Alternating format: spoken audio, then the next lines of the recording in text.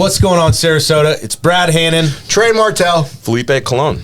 And we are joined by Christine Nordstrom. Christine Nordstrom of 50 Donut Co. Yeah. Did I say that right? Yeah, 50 Donut. 50 Donut Co. The first thing I got to know is where the heck did the name come from? 50 Donut Co. So I had a girlfriend of mine, and we were at lunch one day at the First Watch up on Cattleman, and she's like, I really want to support you and I want to help you get going.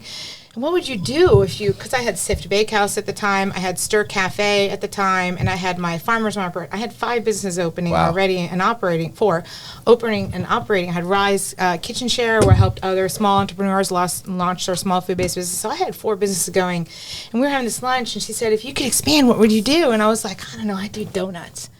And she's like, why? And I'm like, well, my mom and dad used to have a donut shop in Ohio a long time ago. And I said, just nobody's really doing it and doing it well. And it's not, and I want a brand, and Sift is great and all, and I love what I do, but everybody's knocking off my cakes, and I hate it, and it annoys me. And I said, so I'd do something that nobody else is doing. And she goes, what would you call it? And I'm like, I don't know, put me in a dark room somewhere, and I come up with something with really freaking cool, like 50 Donut Co. And I was like, wait a minute. That's cool. That's good. I was like, wait a minute. And I sat there and I searched the USTPO, which is trademark, wasn't there. Sunbiz wasn't there. Sat there and registered it. Sat there, checked the... That day, that moment. Sat there in that moment and registered the URL and registered it with the state of Florida. So I went in and searched it, and then I had to go and do the posting. And that night and over that week, I ended up registering everything right then and there. That's the definition of organic. Right? And that's a kick-ass name that wasn't taken. Wasn't taken, and I just was like, oh, I could run with that. Like, more so for me, because I had been doing the baking thing for a long time, it was my next kind of in my own personal evolution of I wanted to be a brand builder. Yeah. And that's what it boiled down to is my next business was, so Sift was great, Stir was great, Rise was great, but all I did was build a job for myself, and I wasn't interested in that. Right. And so as I gradually opened more 50s, I dismantled those other 4 businesses because, it's me, sorry. You're fine. It's my mother. She works for me. Hey, Mom. Yeah. So anyway, I dismantled those other businesses and then kept opening more 50s. Wow. So yeah. So I was more interested in the brand building aspect of it. Now you keep saying brand building. Have you franchised them, or you plan to franchise them? No. Yes. So we're working on. So what I'm working on now is I brought on some type of, some consultants and whatnot, and so we're working on a brand refresh right now. So that's what's new, what's coming with 50. So we're working on a brand refresh, which everyone will see in our new upcoming Ellington store. We're gonna have some really cool new components in there. It's actually going to be a little bit of departure from what I've been doing for the past 7 years. So we're gonna add some cool new ordering, some online stuff, some kiosks. It's gonna have a refreshed brand look, and we're gonna take it in a new direction that's very easy to replicate. Well, we want to talk about that. We want to talk about the new store opening in Ellington, which would be the number 7 store. Mm-hmm. So you may not have heard the name Christine Nordstrom, but you've definitely heard 50 Donut Co. So we wanted to just kind of unpack the name and all of that. But how does one start all of these, businesses, end up with the donut company? So give us a little bit of the backstory on how you even got into the food business. How I got into the food business. So I got in the food business as probably 14, 15 years old. So my parents had cafes when I was growing up, and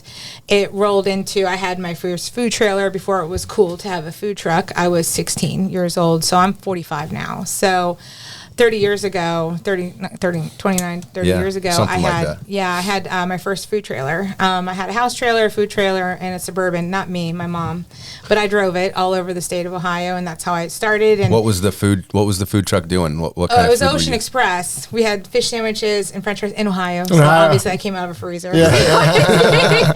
But you learn, very quickly on how Ocean Express, Ocean Stale. I had exactly. I had my first night. It was the 4th of July in Orville, Ohio, which is the home of Smucker's, where I was born. And no, not Orville. Yeah. I think Orville.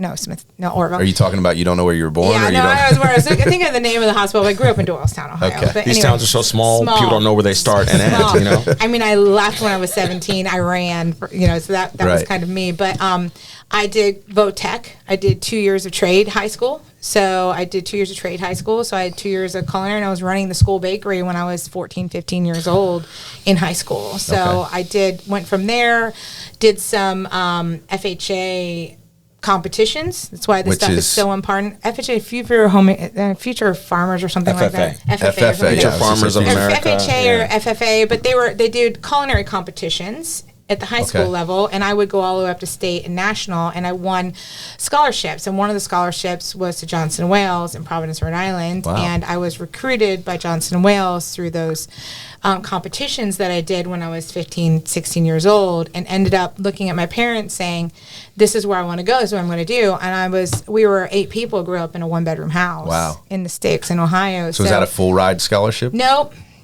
Nope, I got the loans. Actually, there's a story to that. So it was a partial full ride. So I went. There's a story to all of it. But long story short, I looked at my parents and said, "This is what I want to go do," and they drove me to Ohio, or drove me to Rhode Island, and we drove an RV through New York City before it's no longer legal to do that. But we parked over where the vessel is now. We were actually parked over there on the docks, and we went around the city and did all that. And you're talking like we have a one stoplight in my town, so it was a major culture shock when I left there and went to Providence. And so I did. My mom dropped me off. I make jokes about it. She doesn't like it, but she dropped me off with a duffel bag and a bad check. And she did. So I do have loans because I'm sure she loves that joke. She hates that joke.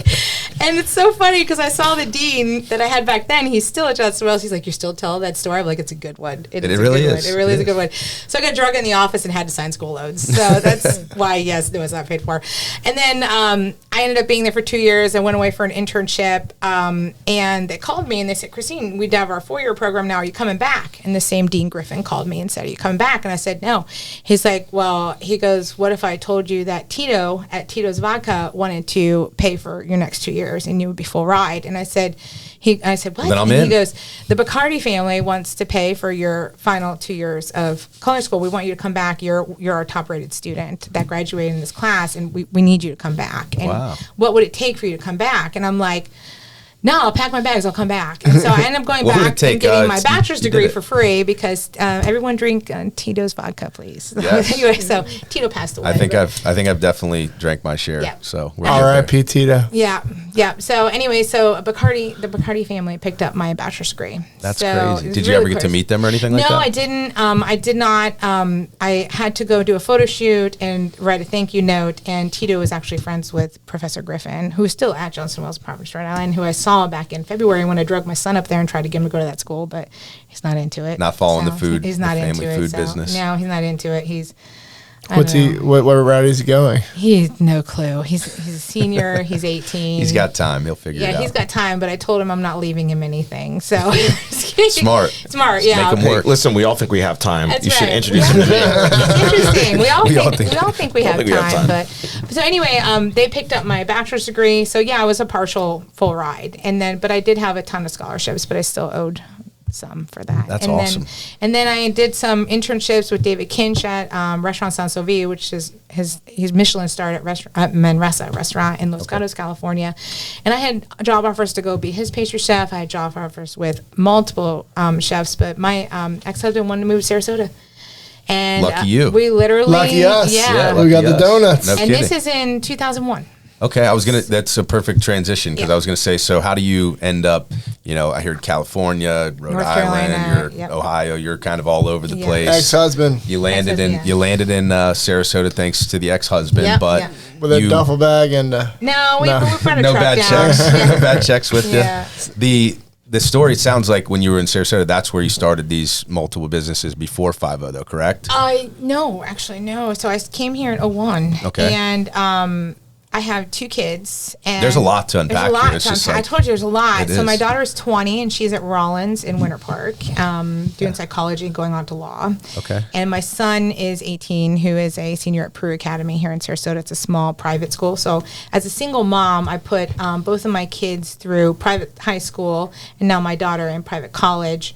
And while my dad was dying of brain cancer, and built 5-0 and my other businesses during this entire time as a single parent. Wow. So there's a lot. That's why I said there's a lot. Yeah, I was gonna say Rollins College. That's a lot of donuts. There's a lot to It it. is. Hey, A lot but of you know donuts. what? That kid got merit scholarships. That's awesome. So it's not a lot. I mean, it's a lot, but it's actually she earned it. Cool. So and I make them earn it. So I don't. It hand sounds them like it. anything. You're not leaving them anything. No, I don't. Not even one of the donut shops. I make them earn it. So because nobody ever handed anything to me. So that's how I feel about that. That's usually the way it is when That's the way it you're works. when you're raised with nothing and you kind of built it all on your own. Yeah. You want your kids to learn those same valuable lessons. Yeah. So it makes a whole lot of sense. But they do Yeah. have a little bit of a leg up because of Yeah. the situation. So I moved here in 01. I had my first tiny business in 07. Yeah, let's talk about those other businesses Yeah. and then we'll highlight 5-0. But you had your first business in 07. Yeah, so I always make the joke that it only took me 15 years and 5 failed businesses to become an overnight success. There you go. So It's usually the case, right? Yeah, it's usually the case. So that's kind of the joke that a little self-deprecation, never hurt anybody. Definitely But yeah, it took lots of failures to, not even failures, but stepping stones. I didn't even look at them as failures because Right. you learn more from that than you learn from 4 years of $100,000 or whatever of culinary Yeah. school. So it's just each one was just a stepping stone to where I am. So what were some of those failed businesses and what were some of the lessons that, Stepping stones.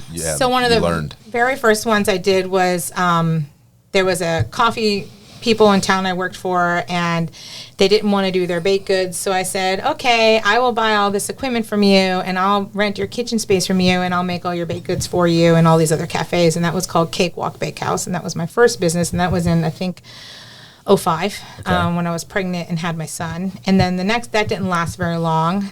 Wholesale's hard. And then I went on to Cakewalk Bakehouse, and then I had a Wired Whisk Bakehouse, which is in a retail at the Chili's Plaza down on Bee Ridge and 41 area. And then I had that, and that crashed in 2007. I like the fact you said crashed. Crashed and burned along with the housing market. People Okay. stopped coming in and throwing down black Amexes for $300 worth of hand-decorated cookies. Hand-decorated cookies was hard because there's only 2 people that could do it. So wasn't scalable. It was really hard. I lost a lot of oomph in my hands with that. So I got a lot of carpal tunnel from that. Really? Those couple years that I had that. It was like 2 or 3 years I had that. And while I was there, I had started the farmer's market in downtown Sarasota, where I've been now and had a booth down there for 15 years. Did you start the farmer's market or I did you started start the at farmer's market. I started at the farmer's market when I had Wired Whisk Bakehouse, and then I left Wired Whisk and I left that partner, and I started all over with Sift Bakehouse after that. So I left that partner and left that whole thing, left my ex-husband, literally did it all at the same time. Because, just pulled the ripcord? Yeah, just go all in, you might as well. So I did the crash and burn and started all over with Sift Bakehouse. So, and with my kids, and I'm like, man, I got to figure this out because I learned very early on that I did not want to work for other people. And that has just been always a driving force behind every decision in my life, is that number one, I did not want to work for other people. Number two, how am I going to do that? And number three is, it's so funny. When I was working in one of these busy, famous restaurants, there was another pastry chef there, and he said one day, he was older and he was having a little bit of an existential crisis, and he says, all your life is a sum of your previous life choices. If you don't like your life, start making better choices. And that stuck with me. And I think he stole that from somebody else. He stole that from somewhere else, probably some meme, but there was no internet then, and we didn't even have cell phones. So, it was a right. I think we had Nokia phones back then when he with said the that. snake game. Yeah. So I don't know. We don't even think we had flip phones. Maybe we had flip phones then. But anyway, Felipe would know something about that. He obviously stole it from somewhere. One of my clients owns 7 phone shops, so yes, I know a lot about phones. Flip phones. So, but anyway, we kind of took that, and that really stuck with me. And if I don't like the way something's going, I need to make better choices. Yeah. Because all of this, my present is a compilation of all my previous choices. So that kind of stuck with me as I decided to build my life. And I'm always asking myself, what do you want? What do you want? What do you really want? And even now, one of my advisors is like, what do you want? With 5-0, what do you want? What do you want? Not for that, but that is going to be a means what do you want to, out of it? Yeah. Yeah, that's going to be a means to an end. So what have you figured out? what I want. What do you want out I of haven't it? gotten it yet. I'm getting there. Yeah, you're Every digging. day it's a little bit different. So, and yes and no. I ultimately know what I want and ultimately know what I'm doing. So, no, I don't know what I'm doing. So one of the reasons Do any of us know what No we're one doing? knows. It's one of the reasons we love hearing these kinds of stories is Yeah. people are getting really particular about the brands they support. Yes. And part of what helps them support a brand is Right. understanding who's behind it and what Yeah. their story Right. is, and is it an authentic story? Right. How did you get to the point where you were not working for other people? Because I feel like a lot of younger people these days, they all say they want to work for themselves, but they have Yeah. no experience. Yeah. You know what I mean? So Yeah. obviously you had experience. Like, can you walk us through how you got there? The what I went through to get there is not a heavily beaten path. It is not. It is literally walking through fire. And there's no other way. I left my ex-husband. I had 2 kids. My kids were 5 and 7. I had absolutely no family. I had absolutely no support system. Do you have any money at this time? I had no money. I was $60K in debt with the IRS from my wired whisk. I was done. I had a red Ford Explorer that squeaked when I drove it to the farmer's market, and everybody would laugh Good at me old when Ford. I pulled in there, and I would say, you know, if she's squeaking, don't come a peeking. So I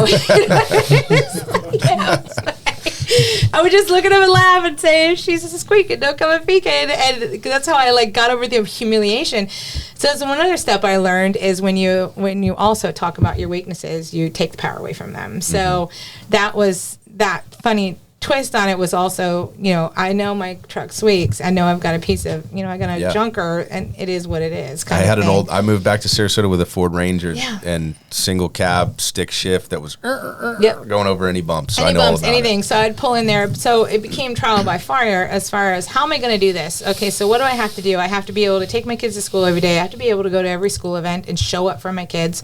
I have to be able to show up for them after school every day.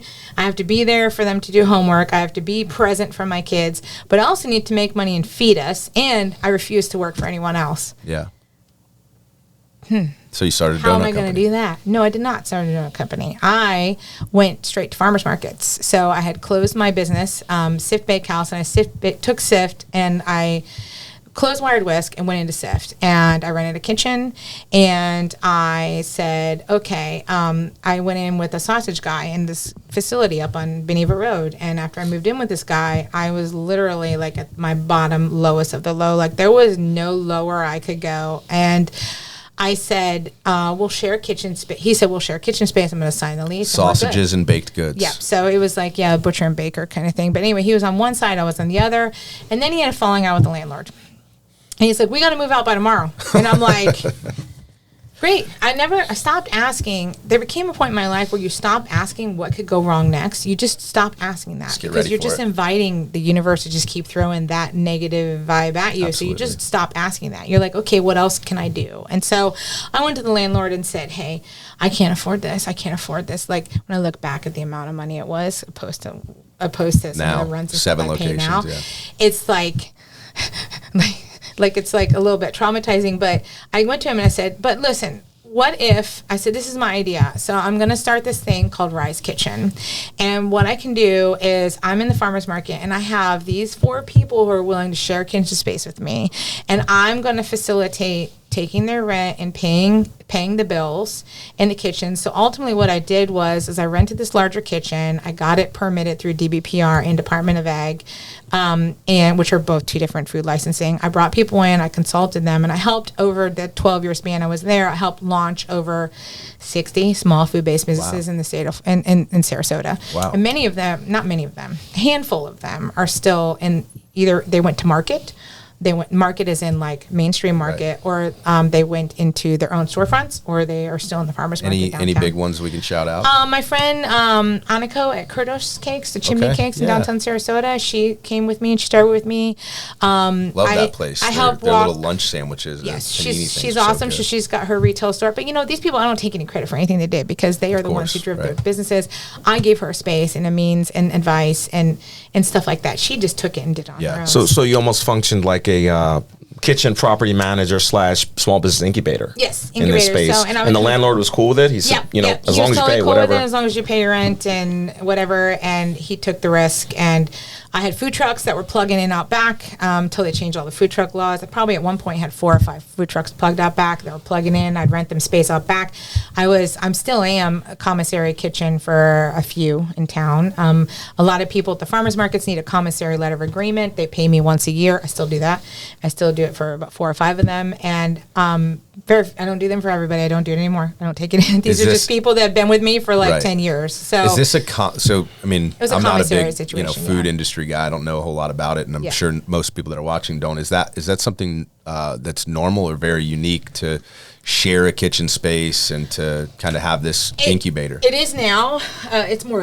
Sorry, I didn't kick you. It's way more mainstream now to share space than it is. That with when like the advent of DoorDash they thought it was and nuts. all that stuff? DoorDash is ghost kitchens. Okay. So that's when.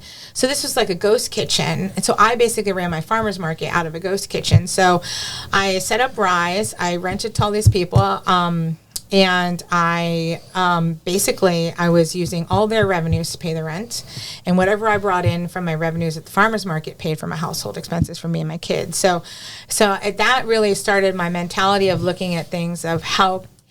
Instead of saying I can't do that, that's too hard. I can't. A lot of people have that mentality, and that's what stops a lot of people dead in their tracks from moving into 100% self-realization of what they really want to do in life. Is you have to have the mentality of how can we afford that? Yeah. How can I get that house? How can I get that car? But those things can't drive you. For me, it's freedom. So money is a tool to freedom. This is not. She's not giving you permission to go buy a car or house that you cannot afford. By the way, but you did 2 things that I think are great business lessons. One, you leveraged someone else's asset. Right. You didn't own that facility, but you had the know-how and the sweat equity and the vision to turn it into something bigger. Yeah. So you leveraged someone else's asset, and then you also realized you couldn't do this by yourself. No. It wasn't that you were just going to come in and take over that kitchen and do this whole thing. Right. You knew it would take a village. It would take, not only that, it's very simple. It was working with what you have at the time, and it wasn't the fanciest, shiniest thing. I had a 3-door fridge, a 2-door freezer. I shared that equipment with other people. Like we had a ratchet, 3-bay sink in the back. Like we had a mop sink was from Home Depot that we went and bought, one of those plastic wash bins. I knew the code, and we got to code, and we did it. So then I went from doing 1 farmer's market and built it up to 15 farmer's markets a week. So I learned economies of scale. So I did economies of scale with my farmers market operations, and then I took that and turned that similar economies into scale into my 5-0 Donut Co. operations. So at one point I was doing 15. My mom was working for me, and my dad was working for me when he was still capable. And then from there I had a cafe at the same time. I'm doing these farmers market operations. I opened my first brick and mortar in downtown Sarasota, right off of Mickey Inch, which is over there by the Aloft now, right on the backside of that. Anico was in there for a little while, and now Elevation Tea is in there. And I think they're still in there. Maybe they moved. But that space was my brick and mortar, 400 square feet. What was that called? Sift Bakehouse. Okay, So I did a ton of super high-end cakes, events, things like that. I did the film festival every year for about 15 years. I did tons of. I was a very well known, and I built my brand off of me. So I'm very well known pastry chef in that regard.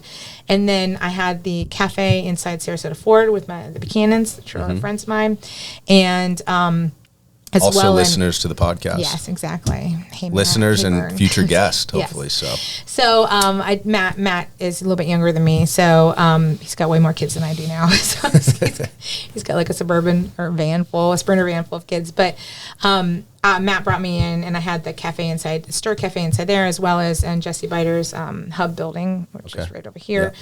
So I had 2 cafes going. I had my brick and mortar Sift Bakehouse, and I had Rise. And then I had my farmers market operations, a farmers market. So I had 5 businesses operating when I had that lunch, brunch, breakfast. Was this a point in time where you're making, excess money, where you're living, No, I mean, a lot of people don't take into account the food business is hard. Yeah. It's hard.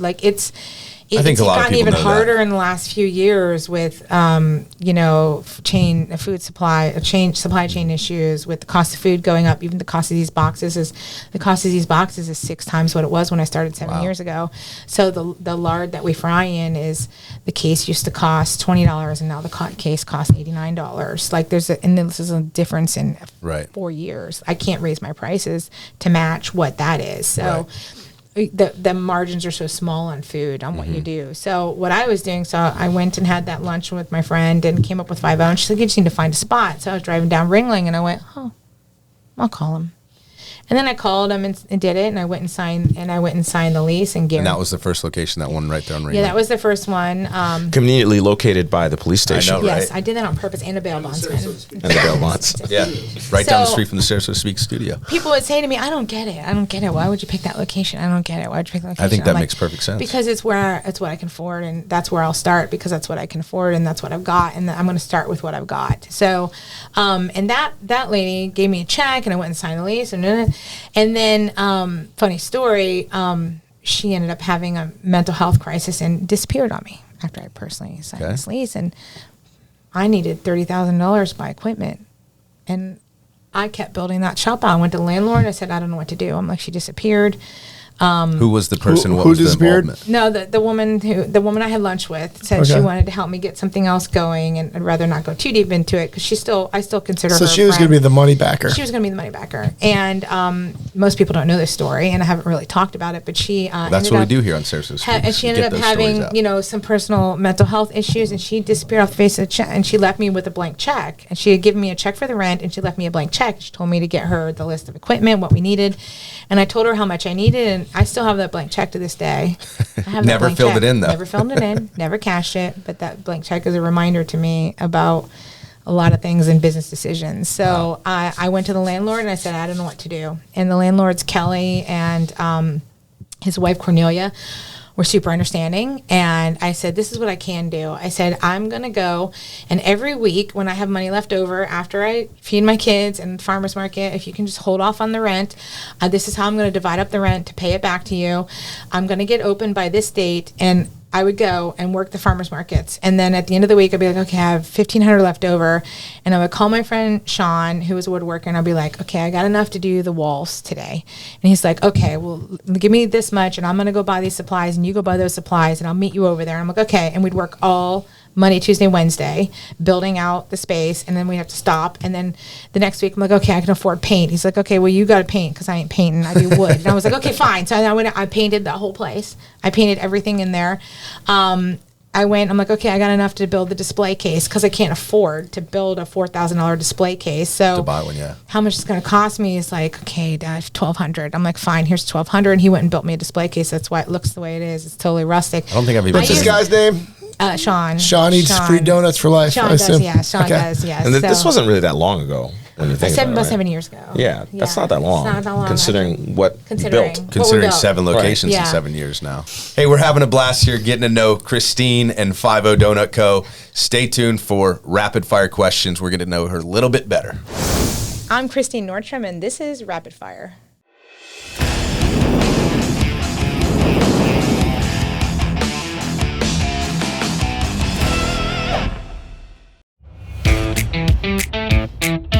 I use DONUT. Flamin' Hot Cheetos. Very interesting. Hot Fuzz. Me, I drink iced. I don't particularly like either documentaries all the way, but I guess rom-coms. Documentaries. No. Documentaries. Okie dokie.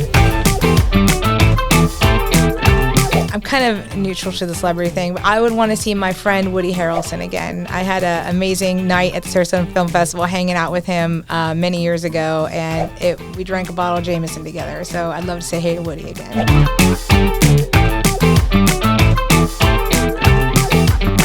Alone. I like my company. Christmas Story. No, I want an officer right undercover and I should do an account with my legal rifle.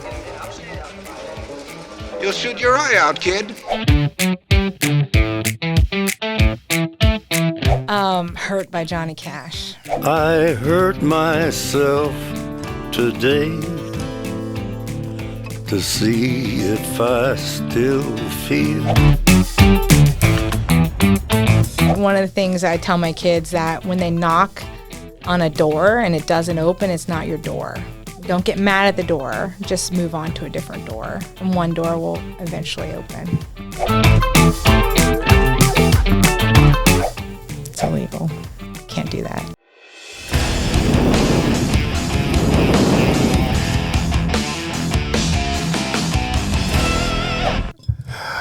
Around Sarasota, there doesn't seem to be many successful donut shops. Why do you think that is, and why do you think that niche was open for you to enter? It's hard because when I started, there was, I think, one. Gold Star was up the road, and they have a new family member that owns that now, and they reopened. They were closed down, I think, from Irma. That's the one up in the industrial area, off Talavast. Yeah, and they're great, and I'm friendly. I have relationships with almost all of them, so the ones that are existing.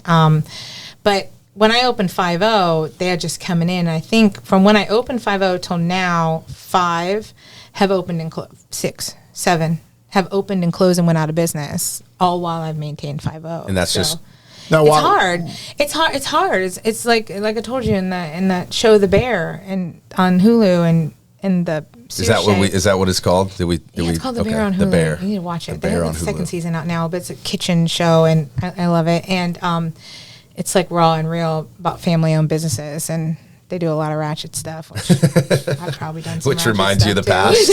So it has nothing to do with the water? No, they're deceptive. She says in the show that donuts are deceptively difficult. Deceptively, yeah. Difficult, and they are, and that's why it's hard to do. It's why you don't see donut shops on every corner in Florida. That's why it's hard to do. It's hard to do it well. Donuts, huh? It's hard to do it well. It's hard to do it. You know, people down here have. The water is different. It's like anything dough-based. Pizza, bagels, and donuts is water-based. And it's your water. It's the elevation. We're below sea level. You go up to New York State or even Colorado, you're going to have a completely different product, and this is why. And so I love when people leave reviews, and they're from, like, Denver, and they're like, yeah, these don't taste like donuts from back home. Of course not. They're not going to. It's not possible. Like, there are literally... The vendor we buy our donut supplies from literally supplies 95% of all donut shops. We all buy from the same vendor. But what is it? Shop. You know why? Because people they don't buy what you do. They buy why you do it. They buy your story. They buy your brand. They buy if your product tugs on their heartstring. They buy if they know your story. They buy if they like what your business stands for. That's what people... Brand, it all boils down to loyalty, customer service, and consistency. Well, to be fair, Eric has been buying your product for a long time, and he didn't know the story. So your product speaks for itself too. He must have liked the brand. It does. Lots of people say that. Yeah, lots of people say that. The brand has a lot to do with it, of course. But your donuts are freaking good. Yeah. So the branding came from 5-0. We talked about the name, but the actual car. So I'm talking with this group about doing brand refresh, and they come out with this dinky little cutesy car, and I said, absolutely not. It's a hard no. And they're like, why? I'm like, it's hard no. I'm not changing the car. And they're like, why not? I'm like, well, my dad died of brain cancer 3 years ago. And when I was growing up, we had 57 Chevy in our front yard of our ratchety house. And we're 8 people grew up in a 1-bedroom house. And I said, my dad used to race 57 Chevys.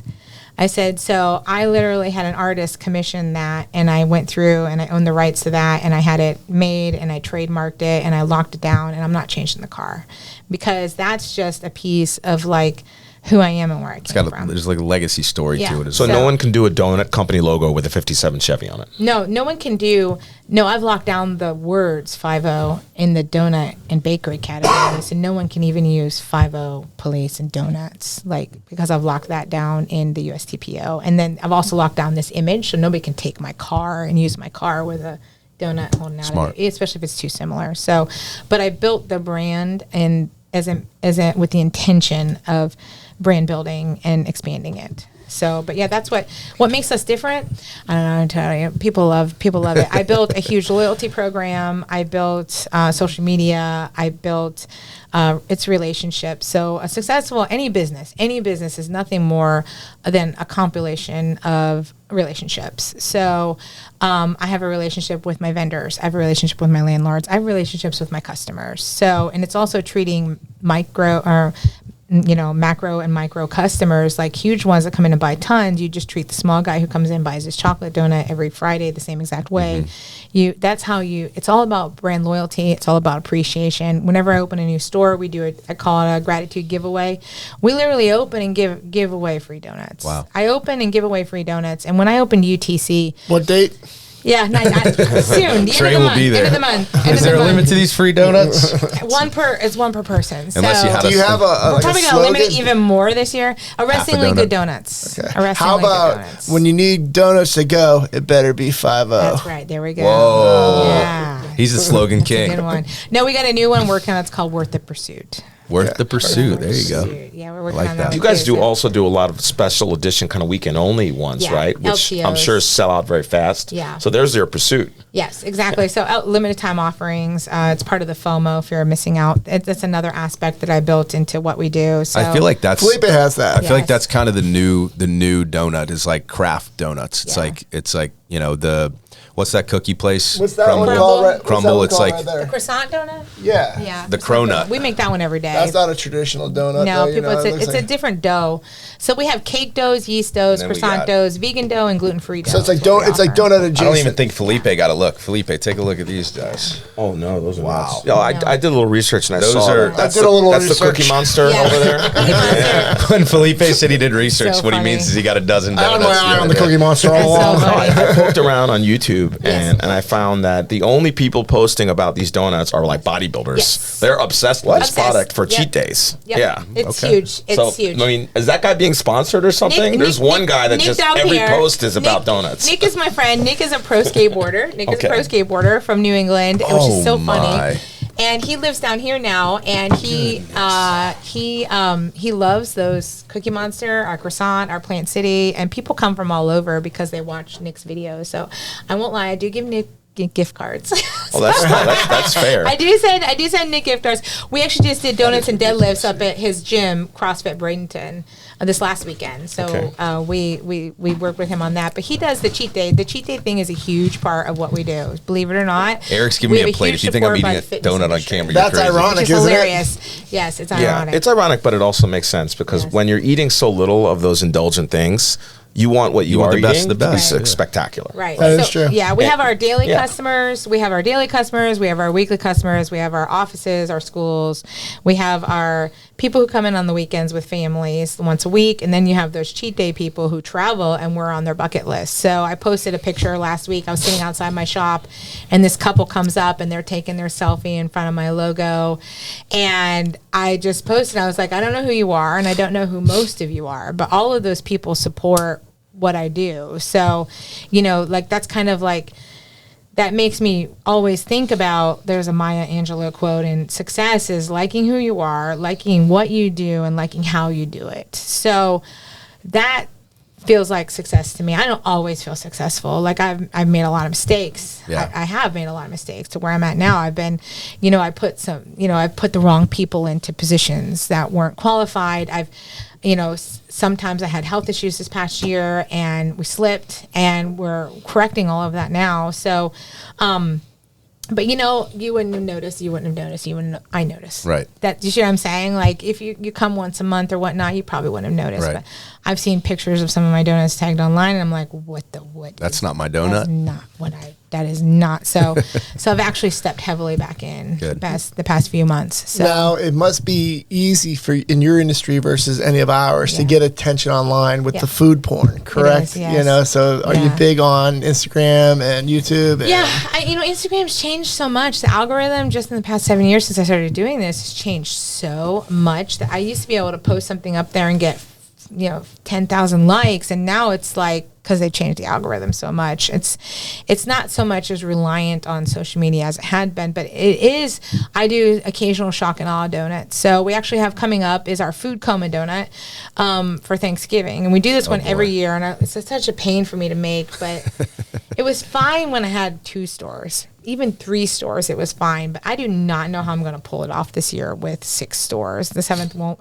We should be open in Ellington just after Thanksgiving, and we're hoping for a Black Friday open, but it's not. We've got a few things up in the air still, but before we announce it, we want to overpromise. Yeah, no, I my philosophy is to underpromise and overdeliver. Absolutely. So you touched on you making them. Obviously, you're not making them for all 6 stores. How did you get around that issue and having the talent and people who care as much as you do? It's hard. Getting these products exactly right. Yeah, it's very hard to find somebody who cares as much as you do. Like that's always a constant struggle. Yeah. So I build a hub and spoke model. So we have our main commissary in Bradenton, and I'm super proud of that because I designed that 2,000, 3,000 square foot kitchen, and I put a big fishbowl window in it because I was tired of employees who didn't like to keep the kitchen clean. So now they're the ones who have to stand there when everybody's looking at them. So I learned that from my professional kitchen days that had fishbowl kitchens. So I put a fishbowl kitchen into Bradenton, and I love that space like that. I'm so proud of that. So that supplies all the shops. Yeah. So we do our frying there, and then we send out to the stores. Half of them are ready to sell, which means they're glazed and ready to go, and the other half are blank donuts. So those sprinkles and all the toppings are done in the stores. Okay. So in the stores, they need a decorator in each store. We don't decorate and send them out. They're decorated in each location with the ingredients and with a decorator in each location. So we just have to make sure that fry shift shows up to do production. The driver shows up to deliver. It's a lot of moving parts. It's just a lot of moving parts. The driver's hung over. The donuts don't get to the shop to get decorated. Yeah, Jane's older. She don't do that. Right, She, she likes her 90-day. I'm getting fiance. stressed out just thinking about it, to be honest. It's a lot. It's a lot for the management I have. It's a lot. So when I say I do it, I go in and do. When I say I make the donuts, I do the weekend specials. So those crazy LTOs, that's me. The menu, that's me. Like LTO, what's that? Limited time offerings. Okay. So like we did our mummies and stuff like that. I've had to scale it back and simplify it since we have so many stores now because we have some finishers that are more skilled than others.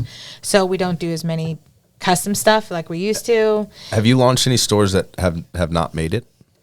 I've got a couple that are struggling. Okay. So we're looking at, maybe folding a few. We're just right now I'm doing a full discovery on what's working and not working. Mm-hmm. So I've got some that are underperforming solely because of the staff that's in that store. So we're working on making those changes as well. Sorry, guys. Putting you guys on notice. Maybe they'll see the episode and step it up. You know what? I mean, get your frosting cream decorating on point. I love the people who work for me. I have an awesome staff, and like I wouldn't have anything if it wasn't for my customers, if it wasn't for my staff. How many employees now? We were up to 55. Okay. No, 50. 50. We're up to 50, and now we've dropped it back down. We scaled it back down.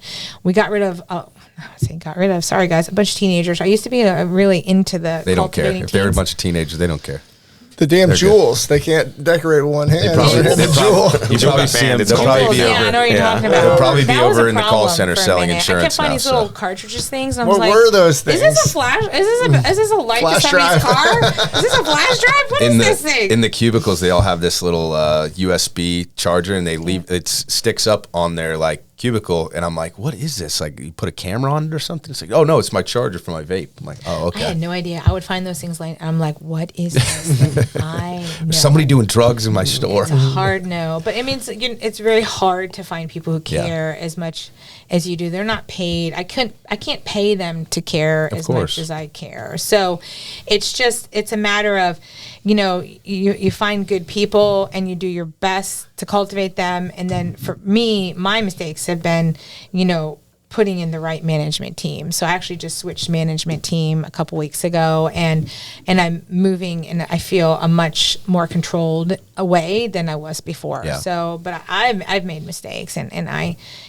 feel terrible about that. But most people on the outside don't realize it, but I knew, and I knew because those reviews went to my inbox at 2 a.m. Those inbox, I had to respond to. Don't get Trey started on the reviews. The new management said I'm not allowed to reply anymore.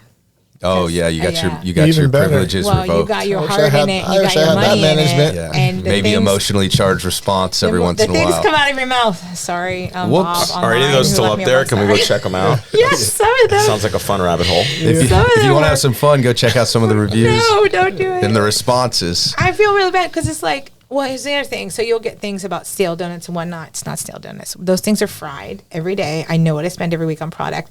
It's it's underproofed, it's overproofed, it's underfried, it's overfried. There's so many things that can go wrong that make the icing is overheated. So then when it was put on the donut and it dried, it turned to brittle, which would taste to you old. Or if it had water in the icing by accident because of the steam, then it would get gritty, and there's so many things that can go wrong Making a donut. Yeah. making a donut, and then there's so many things that can go wrong. That's why staff training is so important. Quality products are so important. Consistency is so important. And then trying to do recovery with those people that are disappointed. So there are people you do recovery with that are longtime customers, and they I like come the to word you. service recovery. I I worked at Starbucks for a hot minute. That's a professional way to put it. Yeah, I prefer to say they singing call it for my service supper. recovery. Yeah. So, but I mean, reviews is a whole nother thing. Yeah, And no doubt. taste is subjective. But the thing that's tough about your product is it's one thing to have something that tastes good. You need to make it look good. Right. Because that's a lot of the experience. I mean, we're living in this world today where being able to take the picture and the Instagrammable, that's half of what people are paying, what I assume is a premium price for. Yes, and that's where that's more so where I felt like my previous manager, we made mistakes. Right. So not putting the right people in the right places and not putting out the product at what I need to charge for that product to keep the business at the level that it's at. Yeah. So, and that's why I always tell people when they complain about price, and I literally had a general response I was giving for the longest time, and that is that my prices reflect a independent small business competing in a market of record inflation,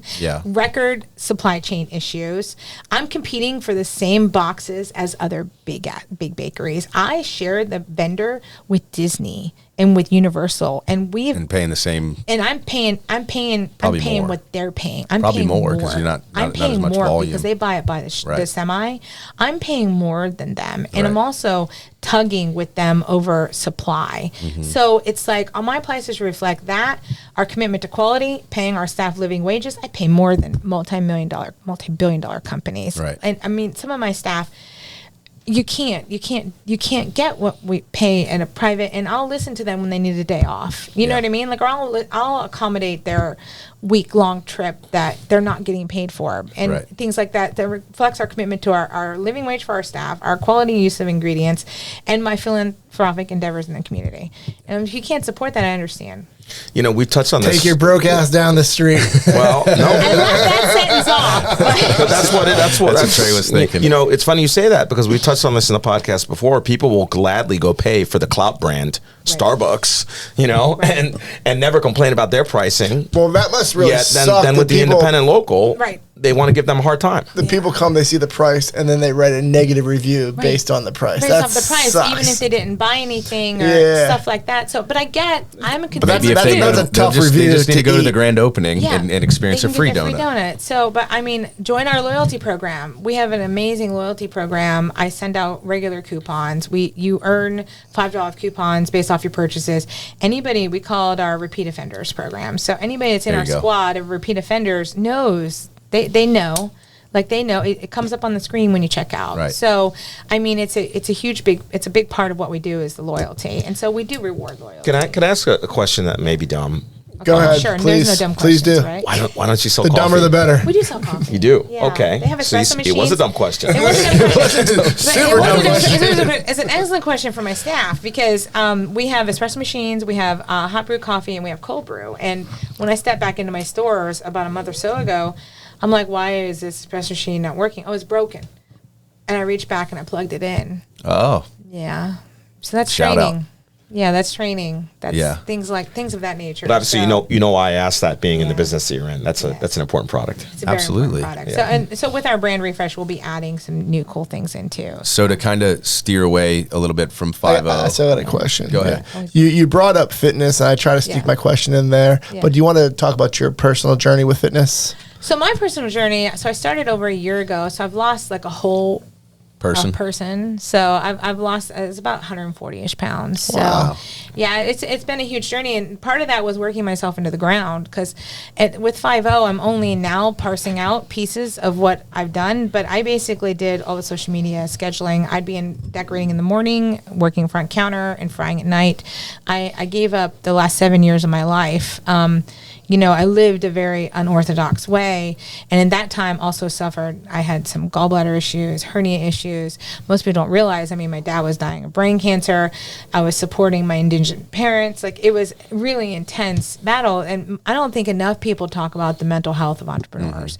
And that is another thing of what stops a lot of people. Your question earlier about doing their own thing is, a lot of people don't want to commit to that. So and one of it was my own failure of my own self-abandonment with my health and my mental health as well. So I've really taken the last year of really just focusing on myself and going back to that quote I said earlier is liking yourself and liking what you do and how you do it. And so I probably feel, my business has struggles here and there. I mean, like you said, I opened 4 shops. Oh, we didn't say that yet, but I opened 4 shops in the middle of COVID. Like, you're staring down the barrel of a gun when they started closing things. We didn't say that. That's definitely. I opened 4 shops in the middle of COVID. That's crazy. And so while everybody else was folding down, I was like, yeehaw, let's go. Like what deals can I do? And they were making good deals during COVID on real estate. Right. So I jumped on that and put myself in the position that we are now. So, but my own personal journey is, but I did have bariatric surgery, so I think it's hilarious that I'm a bariatric patient now making donuts. Sorry, guys.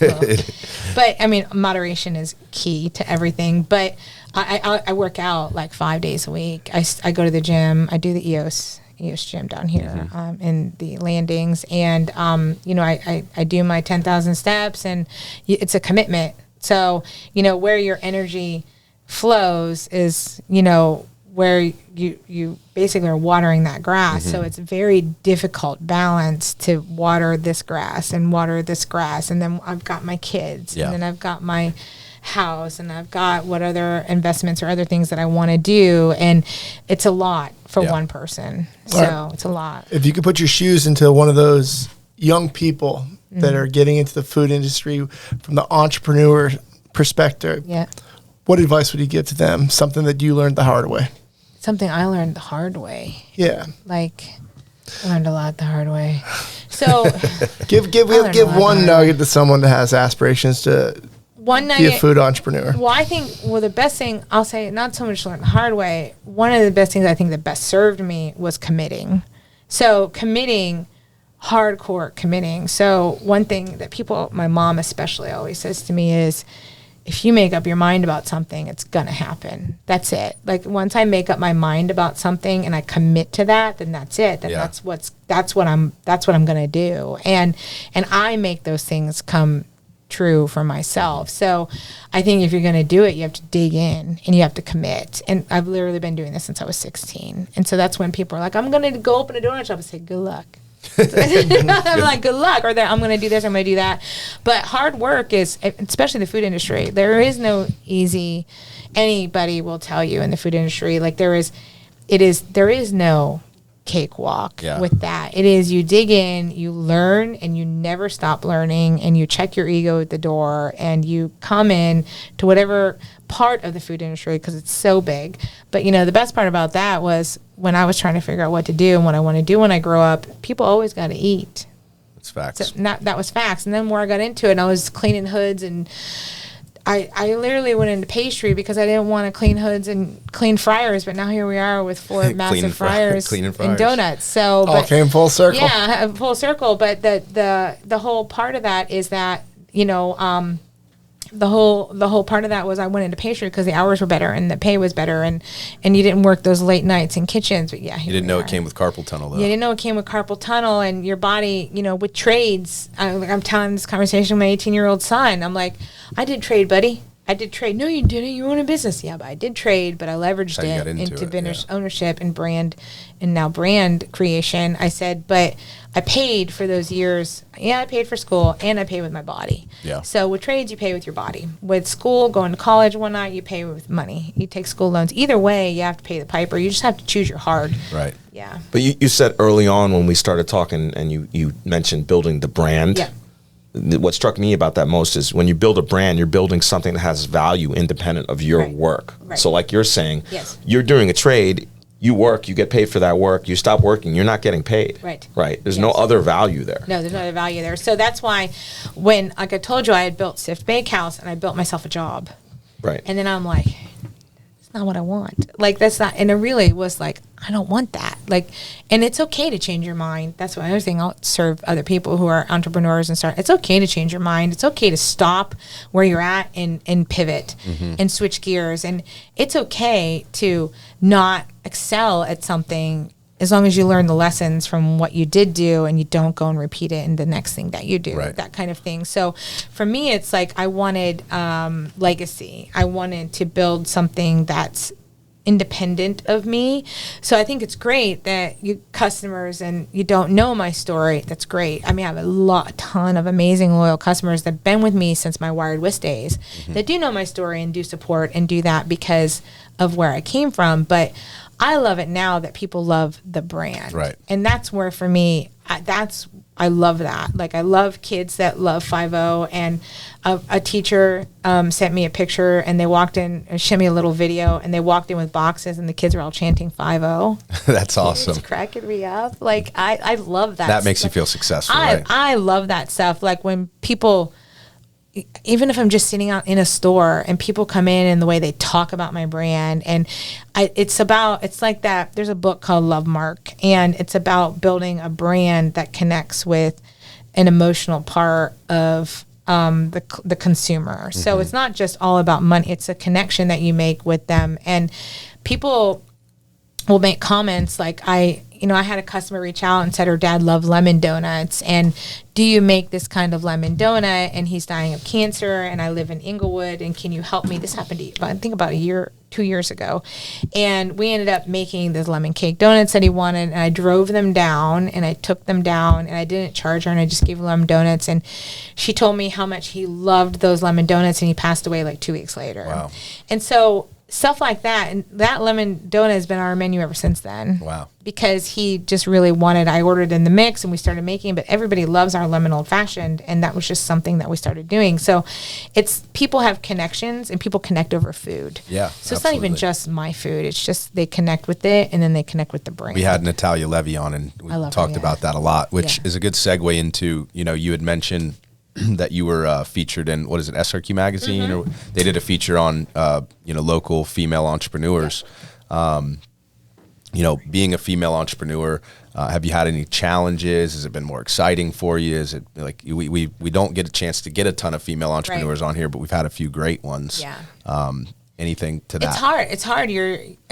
I mean, you don't want to try and say it without sounding egotistical, but you're a different breed, and that's why you don't have that many. It's a completely different breed. So you have to be able to harness masculine energy and be able to make very pointed decisions. And you have to be willing to not care of other people's opinions about you, because you have to make hard decisions. So, when I let people go or things like that, it's hard to keep you, and it's hard to keep making those mistakes, but it's also hard to let you go. I have to choose my hard. Right. And like every day I'm like, I have to choose my hard.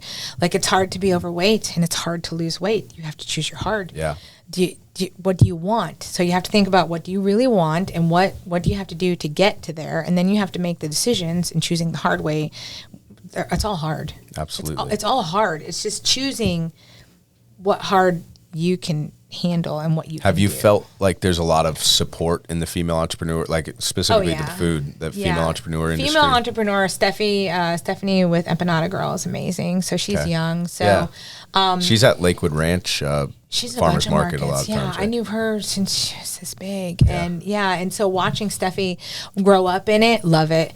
And I love when, there's other bakers in town, and like Clarabelle Cookies and whatnot. I'll run into these other females in town, and they say, oh my God, I just love what you do. And I say, and I'll go in and I'll support them. So Nikki and Ray at Mouthful Barbecue was another one that I consulted with their permits when they got going. And then I just saw I love them. they did the wrap up of the Calusa location and said they broke all the records and had to bring in another order. We got to get them on for sure. Nikki and Ray are amazing. So they actually were popping up, and I saw them on social media, and I sent a message. I was like, hey guys, you're going to get in trouble. I was like, hey guys, just letting you know, people are jerks, and somebody's going to call on you. And this is the way this works. It's a little bit cutthroat, especially with what you're doing.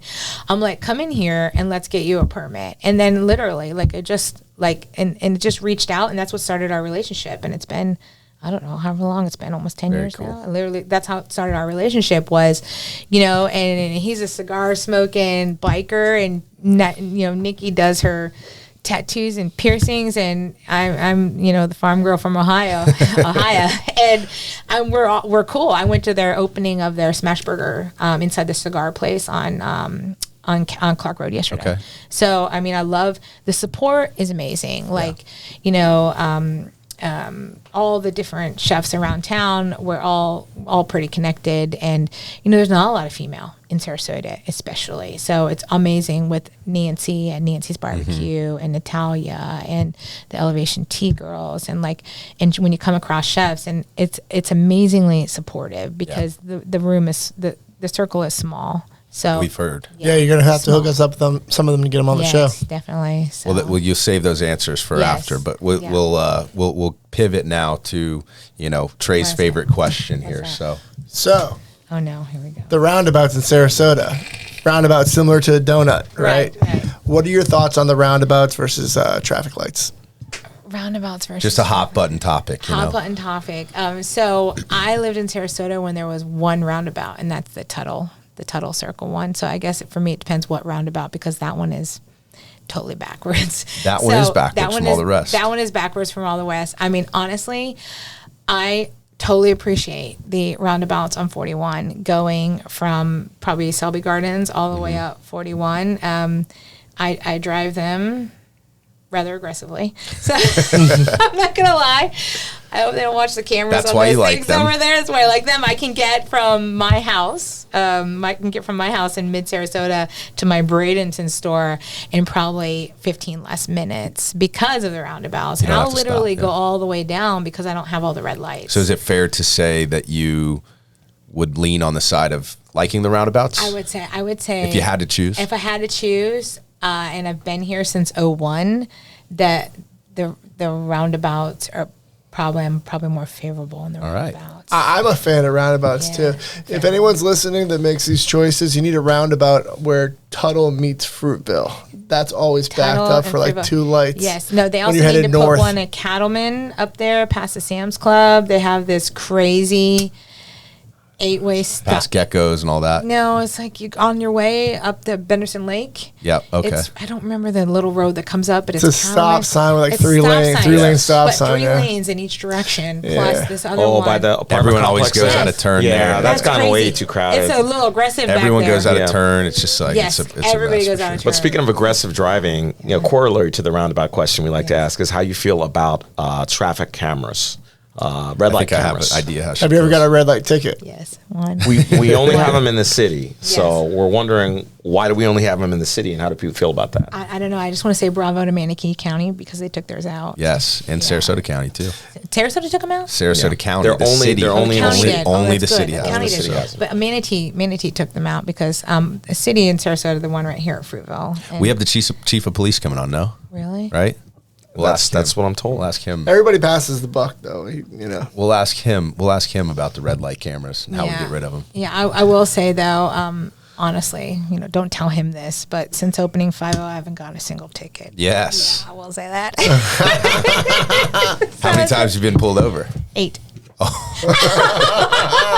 She's 8 for 8. I'm 8 for 8. I have no idea, but I just want to say shout out to SPD. I love y'all. Keep taking care of her. She'll take care of you. Right? The Ringling store donates many donuts to the jail Yeah. and the police department's right across the street, so they get lots of supplies. I Very bet. nice. Listen, I'm a big believer in community policing, so Yes. fantastic. Yeah, that's awesome. And so, lastly, just to kind of wrap it up, I think we have an idea of some of your recommendations. But we always like to ask our guests, who you might know that Sarasota doesn't know a whole lot about. That's got a cool story like yours that we can have on. Aniko at Kurdos Cakes is awesome. She does a Hungarian chimney cake. Yeah. So her Super story is unique. really personal. It's her culture. It's her history. I love her shop down here on the Yep. south. Is it Western Main Street? Down on the end of Main Street near the bay. Yep. So she's awesome. Stephanie at the Empanada Girl. Okay. She actually just got a food truck, which is awesome. She just went from a tent to a truck. It's Nikki and Ray are amazing. Mouthful Barbecue are awesome. Nancy's a hoot. So Nancy's been around town, kicking around town, and just opened up. She just opened up down here. She was in Lakewood Ranch, but I actually shared in the beginning when Nancy was doing pop-ups and Stealth, we shared a kitchen. That's awesome. Okay, so I a shared lot a of kitchen with food Nancy. people. So when you come on the podcast, make sure you bring the goodies. Absolutely. Pay up. We got to pay tax. Well, thank you so much for coming guys, on. for having Great me. story. Appreciate it. We Thanks a look lot. forward Thank to you. pushing the 50 donut name even Awesome. further. Love But it. Thank you guys. I appreciate it. that's a wrap.